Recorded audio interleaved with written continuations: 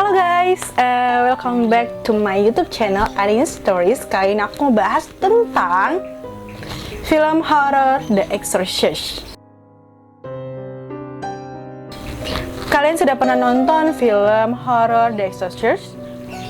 Ternyata film ini sangat populer di sepanjang masa, bahkan menjadi film terbaik horor sepanjang masa. Film karya sutradara William Friedkin ternyata menduduki peringkat pertama dari 10 film horor terseram di dunia. Ternyata film The Exorcist meraup keuntungan lebih besar. Mengingat budget pembuatan filmnya hanya 156 miliar, film ini dirilis tahun 1973 meraup keuntungan lebih dari 5,7 triliun. Berikut adalah sinopsis film The Exorcist.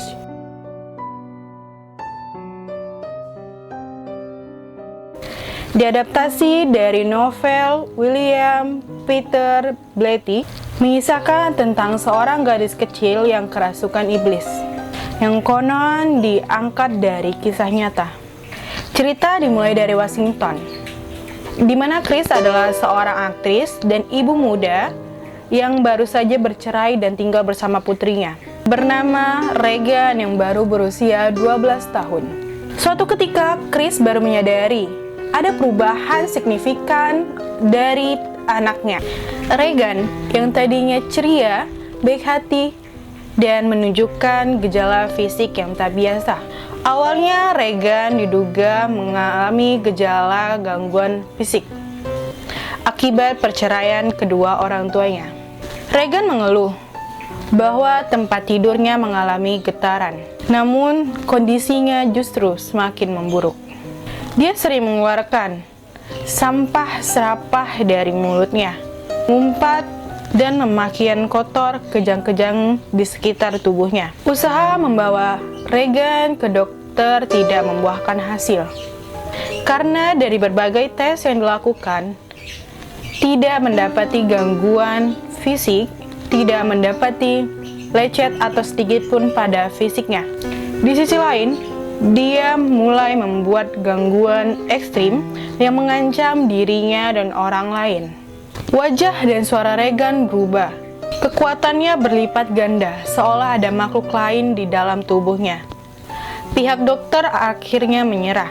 Chris meminta bantuan kepada pendeta muda yang bernama Demian Karas. Dalam kondisi itulah, Demian Karas mulai menyadari ada kekuatan jahat di dalam tubuh Regan yang bersemayam. Mulailah Karas dan Marin, sang pendeta, mulai mengusir makhluk jahat di dalam tubuh Regan.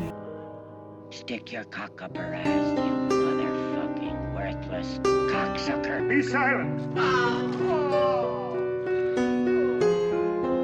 Di dalam pertempuran ini, Marin terkena serangan jantung dan akhirnya meninggal. Karas, sang pendeta yang masih hidup, akhirnya mencekik leher Regan dan menyuruh setan itu agar merasuki tubuhnya saja. Setan itu kemudian merasuki tubuhnya Karas dan menerjunkan diri sendiri dari jendela ke lantai 2. Wow, applause. Bagus.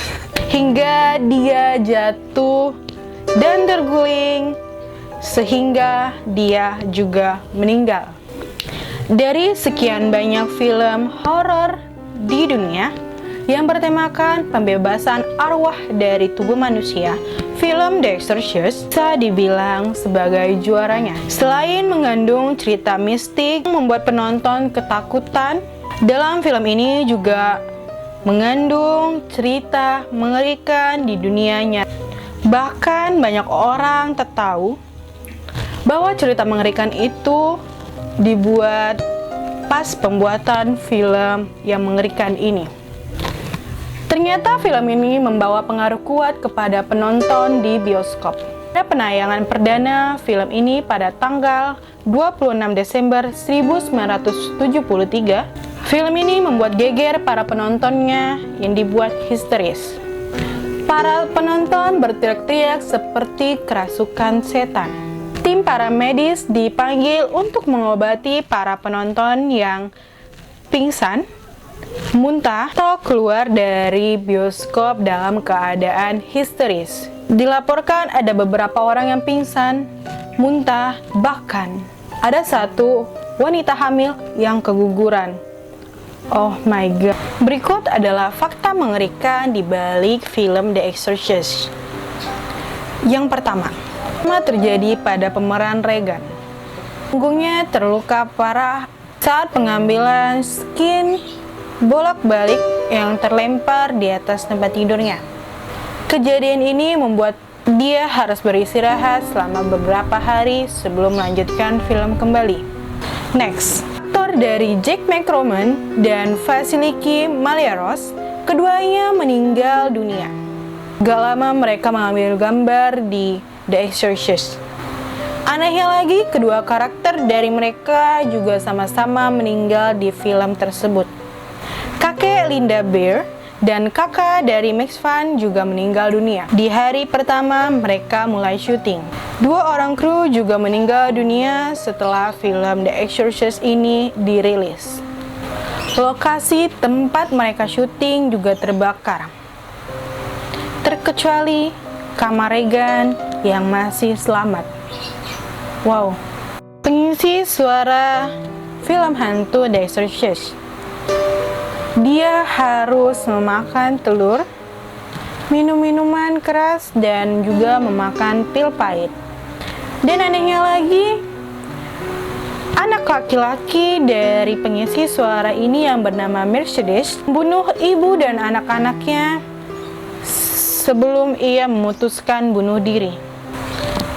Fakta selanjutnya terjadi pada sutradara, yang dimana konon katanya sutradaranya berdedikasi tinggi terhadap film ini.